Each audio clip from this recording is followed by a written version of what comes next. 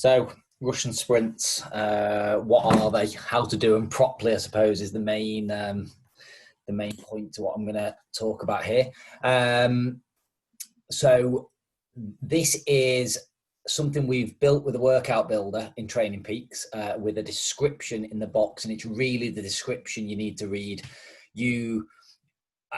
I think you need to understand the session, and you can't even be loading this into Zwift and stuff. The way I would look to do this is with a stopwatch or a clock running in front of you, because it's a very fast moving session, max power, full recovery, max power, full recovery. So I'm going to share my screen with you and just talk you through it and use an example of, this is a session of, I've actually pulled it from Chris's Training Peaks from about 3 years ago, actually, and it'll show you a few things that shows how to do the session properly. So I'll just share my screen now. Okay, so this is the workout, Russian sprints. This is, it's actually a little different to the one you might have at the moment. This has got 3 rounds with different cadences in. You can do it in slightly different ways, but you'll get the gist of what I'm saying. So the session is here. I'll just highlight it there. The main session after the warm-up, this is it. You go 10 seconds, max effort, 50-second recovery. 20-second max effort from the start, 40-second recovery. Then you go 30 on, 30 on. This is the point where you start to, as you hit it max to start with, and you're going to start fading as you go. Then you go 40 on, 20 off. You can imagine with 40 seconds, as energy system use starts to change, you're struggling to hold anywhere near the power you were doing for the 10 and 20 seconds. This is fine. And this is why I don't really like people paying too much attention to power numbers. I wouldn't even be looking at it. I'd have a stopwatch running and you just hit it max. Your power's going to fade, you recover, and then you hit it max again. Because obviously when you get to the middle of the session, there's even a note here says 50 on, 10 off. Yes, this is getting real.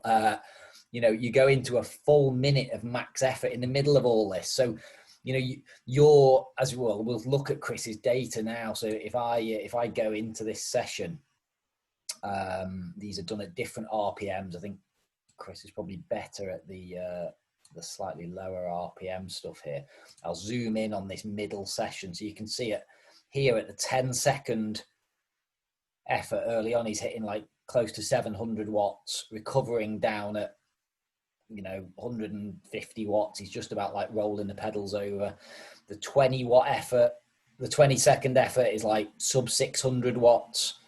He's actually gone pretty well through that 30 seconds there, but you can see what happens is he spikes it and he fades. And this is not a problem, because you see once you hit 40 seconds, again, he spikes it and it's dropping. By the end of the 40 seconds, he's at 480. When he's hitting the 50 seconds, it's hurting so bad. I mean, he's coming off the bottom of that at 400. At the end of the 1 minute one, he's not even able to hold it over 400. And this is this is not that far over his threshold. He's fading massively, but the recoveries are so short. So what happens in the session is, you're getting and it's a pretty good session for someone like Chris. He responds really well to it because he's getting some anaerobic training, which is good for him as like quite a slow twitch athlete from early in the session. And then during the middle part, there's a massive requirement of his aerobic system to have to work right at its maximum, because he will have emptied the anaerobic tank and he's working in a real aerobic state. And later in the session, it's more the muscle power that lets the numbers come back up, but you can see he doesn't hit the numbers he was hitting early on.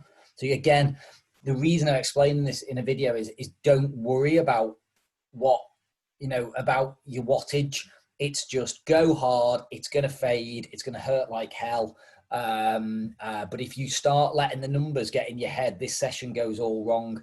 So if we unzoom from there, you can see he's done 3 sets here. I think we're doing 2 this week as I'm making this video. But you get the gist. It's 10 seconds, flat out, 50 recovery, 20 flat out, 40 recovery, 30 flat out, you're going to start to see some drop off. But don't even be looking, it's just flat out, recover, flat out, recover. Even looking at a screen in front of you is nearly pointless. Stopwatch, go hard, go easy, look at the data after. That's the best way to do it. Yeah, it's not pleasant, but given to the right athlete, this gives you really, really good response.